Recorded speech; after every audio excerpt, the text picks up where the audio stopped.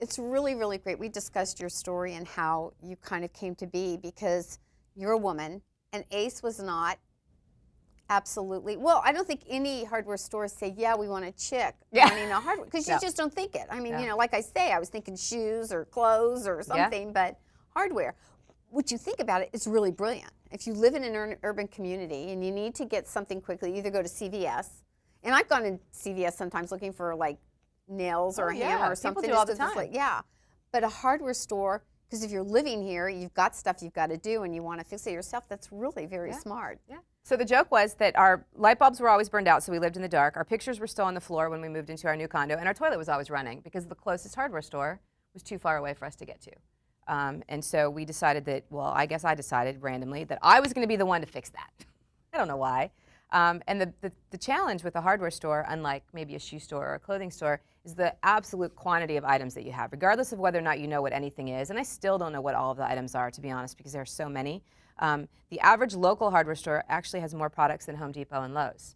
So, really? Yeah, so I had to figure out what almost 30,000 items were, at least know where they are, even if I couldn't help the customer initially use them.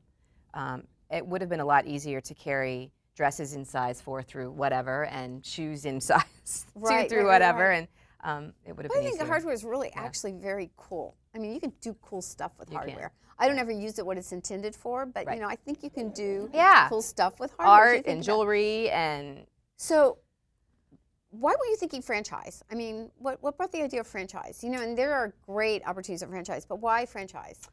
There are very few hardware stores in the country left that don't buy from one of the, well, there aren't any hardware stores left in the country that don't buy from a wholesaler. I mean, we all have to buy our supplies somewhere.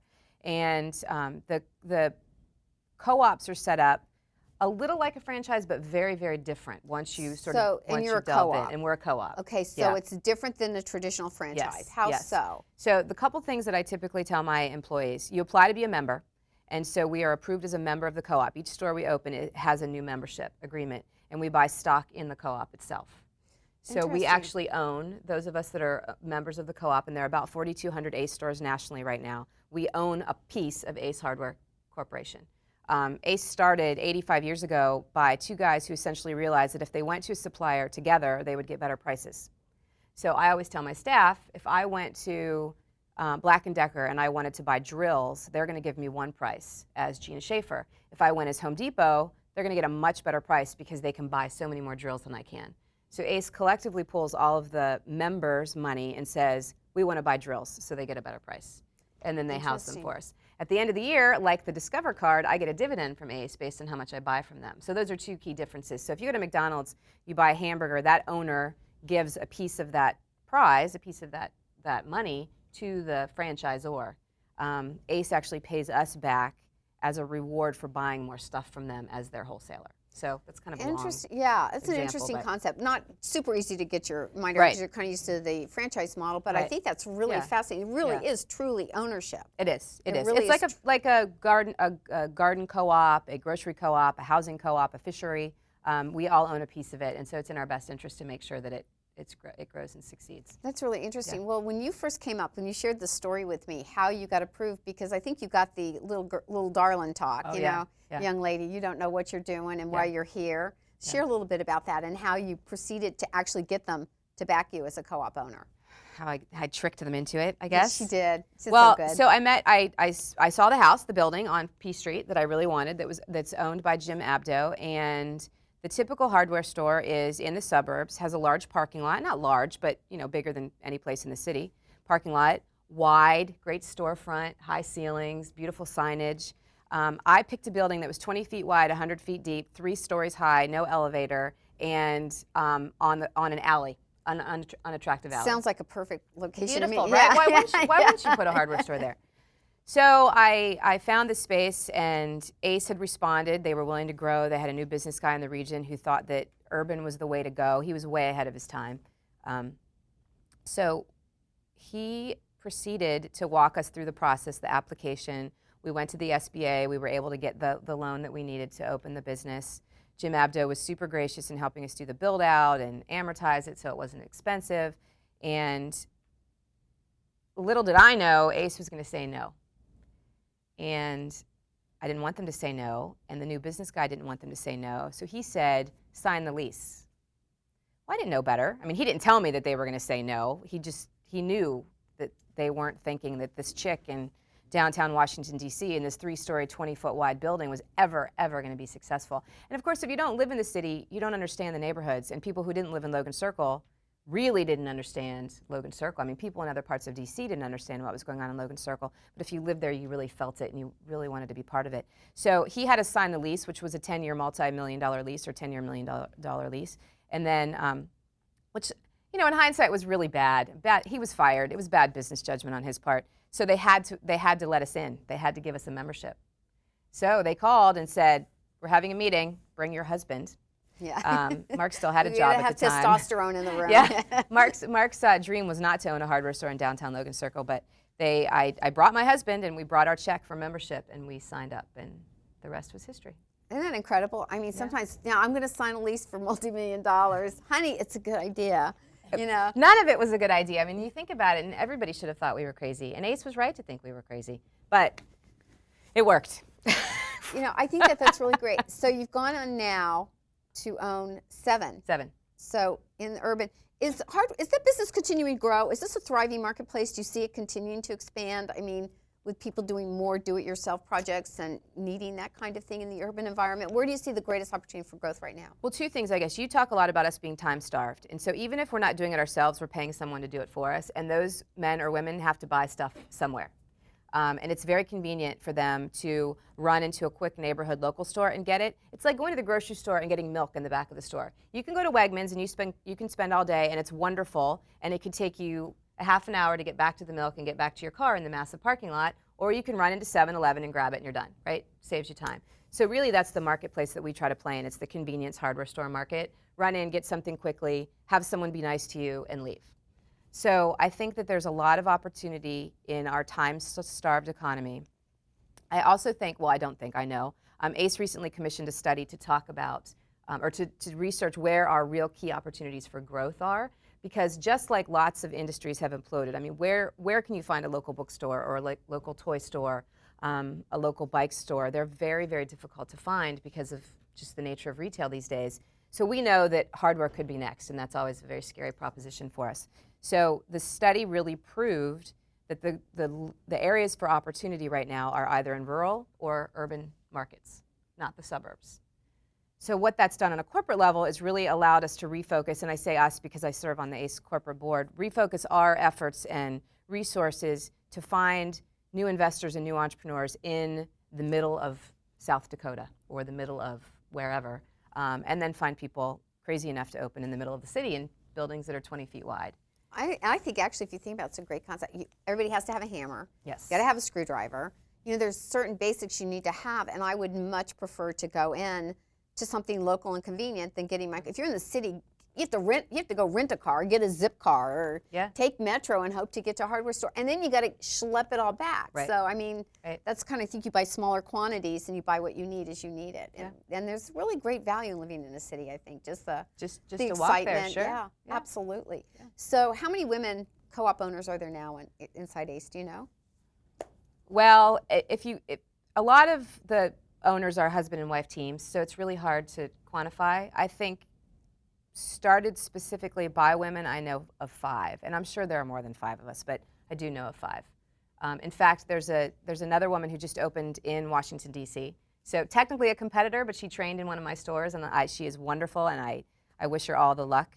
And so again, in the city, and it was another female owner, so I think that's pretty cool. That's really cool. Yeah. Now, you serve on the corporate board. I do. Of ACE, which I think is fascinating. It's one of the conversations we frequently have among women, is that the disproportionate ratio of women who are able to serve, who are invited to serve and deserve an opportunity to serve on a corporate board. How has that been for you, and what's that experience like for you?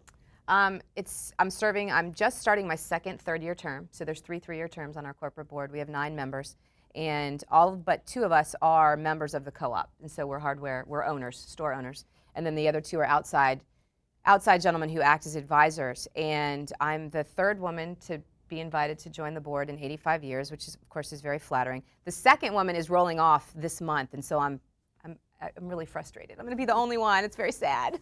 not going to let her leave.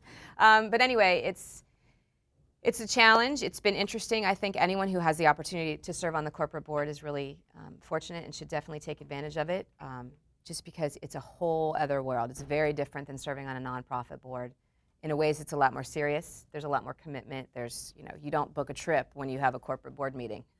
No one's going to let you out of it. But it's been a greater way for me. I've often said that I play in a couple different levels because of that role, which is really cool. So the really tiny level, I get to be the mom and pop. I'm the mom of the mom and pop business in DC, and then nationally serving on the corporate board. So I get to take it to a much bigger level, which is So are you good. compensated to be on the board? I am. Okay, Yeah. so there's compensation, which is normally to be expected.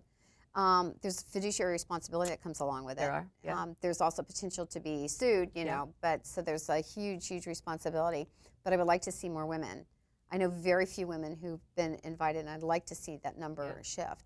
Do you think they're always going to make an attempt to always have a woman serving on the board? On the ACE board, I absolutely, yeah. I think, well, and it's funny because now that I'm there, of course, it's like the little fly. Like I was there, I was invited to join for a couple reasons. We have an awesome retailer in San Francisco who was rolling off the board, and he was kind of considered the pest. We joked about this. He was the advocate. He was he was always bringing up kind of the radical ideas, and the rest of the board were mostly 55 to 65-year-old suburban men. And so he was very, very different from them. And when he was getting ready to roll off, he called and he said, I cannot handpick my replacement, but if I can get them to nominate you, I think that you would be the next. And of course, that meant I was going to be the next pest, right? I mean, Yeah, so I didn't want to tell you that, but okay, yeah. I know that when I was elected in, the CEO said that day, you've got some pretty funny shoes to fill.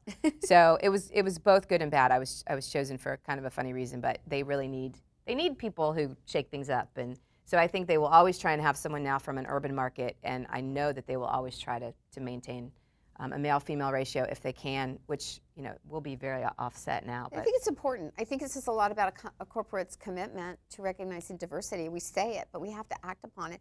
And I think women do approach business differently, but they bring incredible insight that I think that gets missed.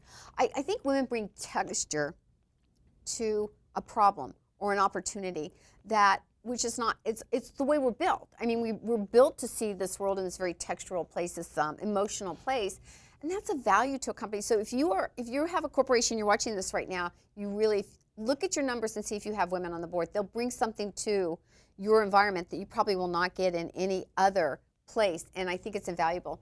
So have you had, and I hear this from every single woman, we talk about when you're sitting in a board meeting or meeting anywhere and a woman or around the table and says, what if I have this idea and it just got jumped over? Have you ever had that experience? Yeah, I suppose it happens at every meeting in some regard. The one thing about board meetings too, when they're corporate, they're very regimented and it's very hard. And I always call this a female trait, but we talk a lot, right? We're both talkers. Right. And so if you're in a meeting and we're in this amount of time and you have to get your idea down pat. And so that's really what I'm learning. So I may have an idea completely ignored or shot out of the room because I can't articulate it fast enough because I want to go through the process and hear myself talk about it, and which we do. Get lots of ideas bounced back, and there's not time. It's a much faster process. So yeah, it happens. And you think about it, because we're a member-driven board, there are 7 or 8 or 9 entrepreneurs in the room who have their own opinions and run their own businesses,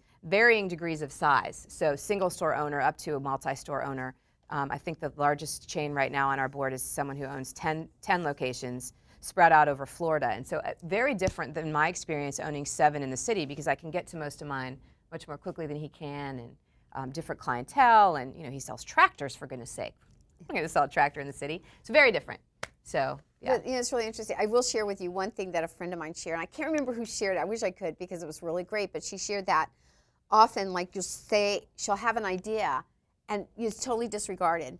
And then some male on the board or who's the president will come back in and say Same idea. Say your idea. But what she does, she said, John, thank you for articulating my idea. Thank you so much. I could not have said it as well as you done. And I'd like to add to that idea that I presented. And I thought that's really powerful, tactful way to take ownership, because it's happened to all of us. And you not know, get mad about it. Yeah. so I think that that's a really, really great, so I hope you use that the next time. So I want to come back to something, then I'm going to open it up to questions from everybody, because I think everybody thought I forgot to ask about this. But you have a business coach, and I thought that was really intriguing. I thought, you know, when you own a co-op or something, everybody brings you everything you need. Here's the business in a book. Here's leadership in a book. But how did you choose, and how is this your first coach, and what are you trying to achieve by having a business coach? Well, sometimes she's a marriage counselor, which is really nice right now. A good coach probably should be able to fill all those places. She can fill all those roles.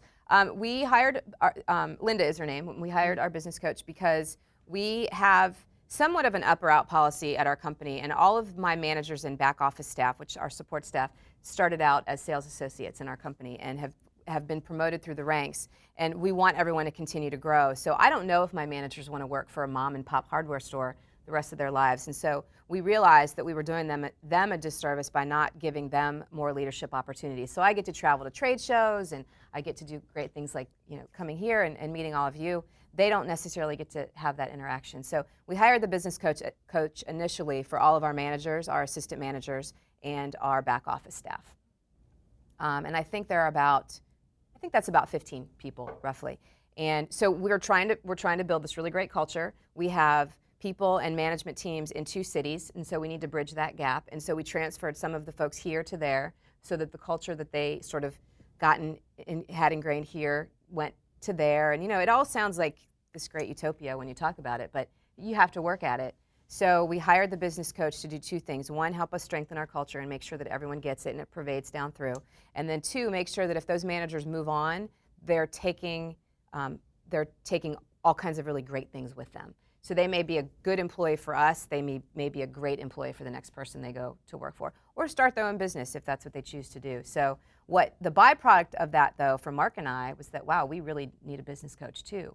So she comes to us once a quarter for 3 days, and she spends 2 days with the managers in various ways, either observing them on the floor, teaching them interviewing skills, talking about culture, doing personality tests, and then she spends about a half a day with Mark and I, talking to us about how we interact, working on things that we may not be doing well. Like, I'm not necessarily good at prioritizing because I see, Mark calls it the shiny things. What's new? What's next? You know? And it's the ADD that a female entrepreneur has. And so she is really working with me specifically on focusing. Mark took the personality test. It's the DISC profile, if any of you have ever taken anything like that. He took it and realized that he is very no nonsense. There's no fluff in his life. He meets with his back office staff. They don't hug. They don't, you know, my office is all about hugging, and we give gold stars when we do good things, and he comes in and he thinks we're crazy. And so she's working with him on appreciating the way we work. So, you know, she's not going to make him this warm and fuzzy hugger, even though he is. But she's going to teach him how to ingrain his personality into the culture that he knows is so valuable to us. So, how's he taking that? Good, actually. Really? Yeah, he takes direction really well. We'll cut that out. Yeah, please. If he ever sees this, yeah. He wouldn't appreciate that. No. I think, you know, men really, you know, it's really just how they look at the world, and I think we use it as a problem between us. It's not. Yeah. It's not. It's just different, and I think that's what I want people to understand. We have been successful because our personalities are so different, and it works really well together. Yeah, he's your number guy. He is. He is. He does all the numbers. He counts and saves, and I make and spend. That's how we divide the labor. Perfect relationship. Yeah, I like being on that kind. Yeah. So, well, let's open it up right now and see if we have any questions here. We've got a great audience here with us today. So, anybody have any questions they want to ask Gina? Yes, ma'am. I have a question about, you mentioned that your father... And your name, and we'll repeat your question too. So. Sure. My name is Sonia Kaysan with the Women's Business Center of Northern Virginia.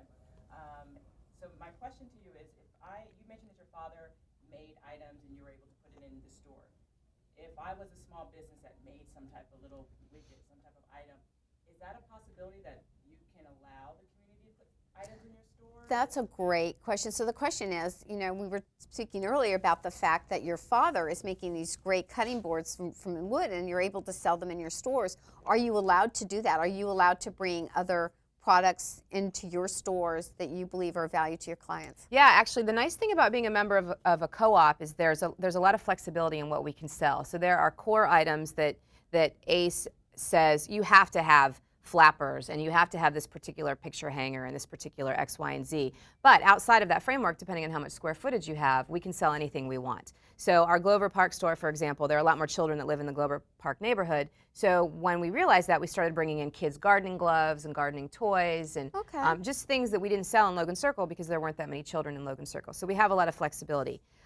With regards to bringing in things that people make on the outside, we absolutely can, and we're trying to work on a way to do that more easily than me just saying, hey, this is my dad's stuff. Because that's really easy, right? Because if we don't sell it, it's no big deal. Right, I can take it home, I can give it as gifts, they're nice things, drives my staff a little crazy. I make greeting cards and I sell them in all the stores, so that stuff like that. We have a couple local vendors that we buy from, people who make things locally that are already actually set up as their own company.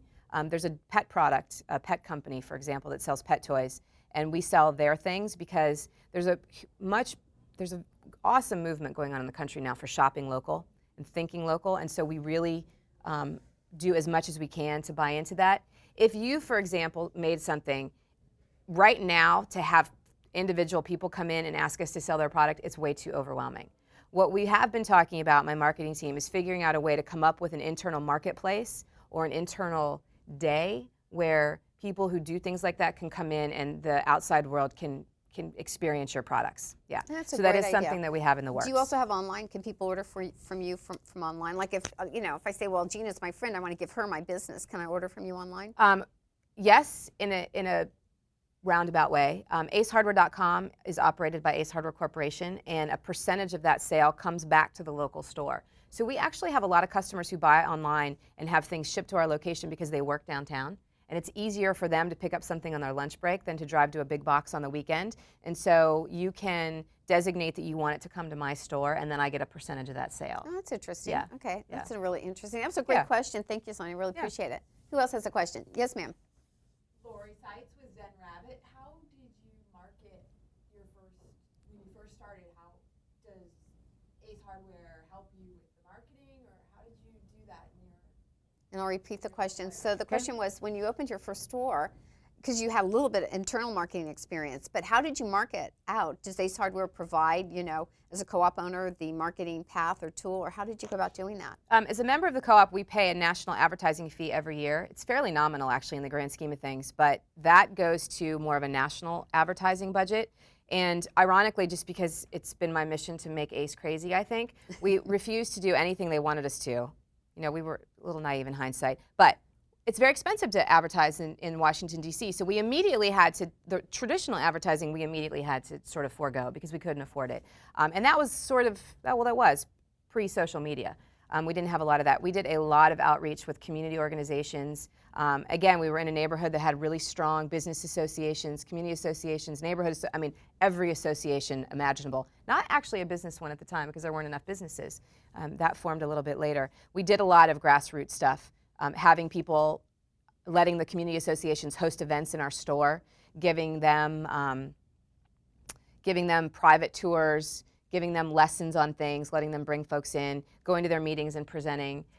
The very first, when we announced the store, I was at a Logan Circle Community Association, and there were about 80 people in the room, and someone announced that Gina Schaefer and Mark Friedman were in the back of the room, and they were going to open up Logan Hardware, and we got a standing ovation. And I think it was probably one of my proudest moments ever. I was mortified. I'm like, it's a hardware store. Yeah. But the neighborhood was so excited.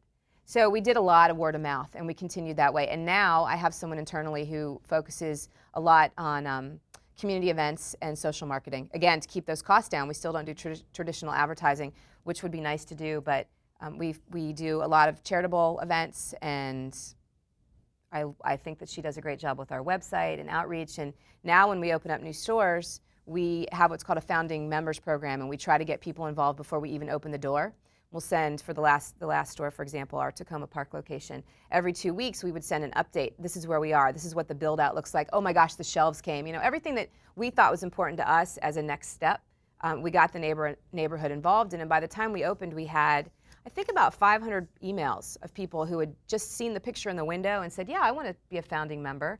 So we sent them coupons. We invited them to a private party before we opened. We got to play around with it, so it was fun. I love it. Yeah. I love it. That's great. That's really great. Your story is so great. Anybody else have any questions? Yes, ma'am. I'm Marcia Johnson with Acumen Solutions. And my question is, so what's the next? What's the next thing? What's All next? the hardware stores are gone. Yeah. And you sold the last hammer. What's the next thing? What's the next thing for you? And how many hardware stores do you want to end up owning? You said the biggest owner has 10. You're at 7. The biggest owner actually has 88. Okay, so that's a bit, yeah. Okay, the biggest on the board has 10, but the largest Ace chain is 88, and they're out in the Midwest, Westlake Hardware. They're actually owned by a private equity company now, so the family that owned it sold it to a PE firm 6 years ago. Yes. And then I have a really good friend of mine in Southern California that owns 17, and so I keep telling him that I need to catch up to him. It depends. We're going to go to 9 this year. Oh, very cool. By July, Okay. we should be up to 9, and I think we'll get to 10 and then decide what we're going to do. And what's next, Margie? I don't know. There's all kinds of fun ideas. I think that it would be great to, I don't know. I come up with a different idea every day, and I've never made one of them happen, so maybe I finally will. I don't know. Well, I think you just keep going then where you're going, and you'll end up being where you are. Yeah. Yeah, you know? Wherever I'm supposed to be, I'll land, I think. The nice thing about being in hardware is there are so many different things you can do. So, for example, we fix and repair window screens, and I don't know if any of you in the audience have ever had a broken window screen. Oh, Where it's a do pain. you go to get it fixed? Yeah. So we fix hundreds of window screens a year, but I think that's the tip of the iceberg. And so there's a couple things that we've been sort of batting around about making that a bigger business and making it more convenient for customers to get. Not glamorous, it's still not cute little shoes Right. and bags, but it's very practical, and I like the practical aspect Well, you of need it. to do like a purse that's like a construction bag or something. That would be kind of fun. So you can kind of feel like you're doing your shopping, you know. You can create that. We do have ladies' nights, which are a lot of fun. We've done, really? We've Tell us done about lady night. 3 now. Our 5th Street location, which is at 5th and K Northwest, has had 2 ladies' nights, and our Tacoma Park location has had its first annual last year, so it'll do its 2nd this year.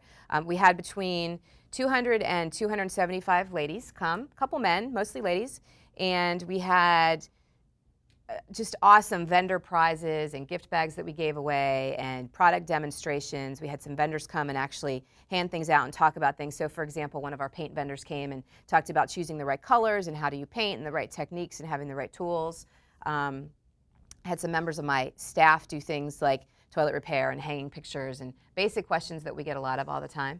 So it was a lot of fun. Food, we got local women-owned businesses involved, did the catering, served the alcohol, which is always fun when you're playing with power tools. You might want to cut that out. No, I think power tools would be more fun. Sometimes when I look at power tools, I think I do need a drink. Need a glass of wine. Yeah. You know, it's just kind of crazy. So those have been really successful for us and fun. We'd like to do them in other. When we do something at one store, the managers from the other store, because we're all such a great cohesive team, are insanely jealous. And so it's a lot of pressure to say, well, I wasn't ever going to do this in Tenleytown, but now the Tenleytown manager, when are we going to have a ladies' night? So I think that we could grow potentially into more events, and I don't know if it would ever. I mean, that's not a business itself, but it would certainly help our but it's really businesses. interesting if you think about that. That really is a brilliant strategy because more women are not getting married. Women have discovered that marriage is not as good for them as it is for men, and we're waiting till much later. I mean, and I think we do have to know how to do stuff. We do. On our. My daughter is single, and she owns a house in Portland, Oregon. We went there for Christmas to see her. And she fixed her toilet. She didn't even want her dad to do it. I mean, her dad's there, and she's like, no, I'm doing it. When I opened my first store, my impressive. dad said he wasn't going to do anything again because he thought now that I had this hardware store, I automatically could do it. You grew up in Ohio, you don't learn how to do any of that stuff. Right. That's what I always said. I wasn't allowed to garden. He never taught me to cut the lawn. I wasn't allowed to use any of his tools. So even if you are married, I think the statistic is something like 70% of all home-related decisions are made by the female yes, of the that's true. household. So who's choosing the paint? Who's nagging the husband because something's broken and needs to get fixed? Those are the people who are actually coming into the store and buying the products that we sell to get, even if they don't end up doing the work, they're making the decision on the colors or on the, we sell a line of housewares, the toaster that's going to be in their kitchen. So it's really been beneficial to have so many women come through the store and see the products that we sell. And a lot of times people think, particularly if they look at the store that's 20 feet wide, oh, you're just a tiny little location. Right. My 5th Street store has 2,000 square feet on the first floor and 7,000 on the second floor. So if people walk by and all they see is this first floor, they have no clue how big we are. And if they don't, and they don't walk in, and literally 3 years later, oh, I had no idea how big you were. Where were you? Walk in, come say hi. So it's nice to get that many footsteps in the store at one time, because then they realize that we do have so much more than they thought they did, what they thought we did. Do you have contractors and stuff that also come through there to get stuff? We do, yeah. We have about 80 house accounts right now, which is really small for our size, but we're just starting to grow that. So our business-to-business business is really interesting for me. The guys that own, or women that own the local restaurants, particularly in Penn Quarter, are finding us, and so they can send somebody out really quickly if they need something. It used to be if you were in Penn Quarter and you needed something, you either had to wait for your supplier to deliver it, or you had to go much farther away than Penn Quarter to get it. Now they can run over to that store, for example. So it makes it really convenient for local businesses. It's not any more expensive. It's right there on demand. So. Well, it's good too if you're in a place that's like a lot of construction going on, because I think you shared with me when we talked that you were like across the street from a construction site, and somebody always forgets something in their tool belt, or they lose it. So yeah. They come to work without their hard hats, without their safety goggles, without their earplugs, and so we sell that stuff. We love it when a construction site pops up across the street. So then you quickly order construction hats and stuff like that. Yeah, that's good. Well, we have time for one more question. Anybody else want to close this out with a great question? Thoughts, comments? Yes, ma'am. I'd just like to make a comment. I'm married to a man who absolutely adores his tools. I never, ever got it until I started going to the hardware store, because he didn't have time to pick them up. And then I started using them and understanding the power behind them. And I have to admit, I just picked up a weed eater the other day. He has no idea at this point how to use it, because I haven't given him the opportunity. Yay! And being in the clothing and the she girl business, it was been really kind of exciting for me to learn this aspect of it as well. It's very empowering. I do. I love going in and going, no, honey, that's not the right wire. It has to have this kind of plug or that kind of thing. So it's been fun learning these. So I guess we need to have women. Thank you. We had somebody who made a comment about how she was difficulty understanding how her husband appreciated power tools, and now she likes them. Yeah. And so so we need to have a woman's empowerment with power tools. We can, you can anytime you want to come, that's fine. I will take them out of the box and shoot holes in the wall with you, or whatever it is that you need to do to practice and feel more comfortable. That's awesome. Yeah. Gina, I can't thank you enough. Thank This you. has been a terrific conversation. Thanks. I hope you as the audience had an opportunity to learn something here. I learned a lot today. It was you. really good. I mean, it really is the truth. You never know where you're going to go. It's a squiggly route, but success is ultimately at the end as long as you keep going. I thank you so much. Thanks. Thank you. And thank you everybody for joining us today. And thank you Pillsbury for sponsoring our CEO Chick Chat series. Have a good one.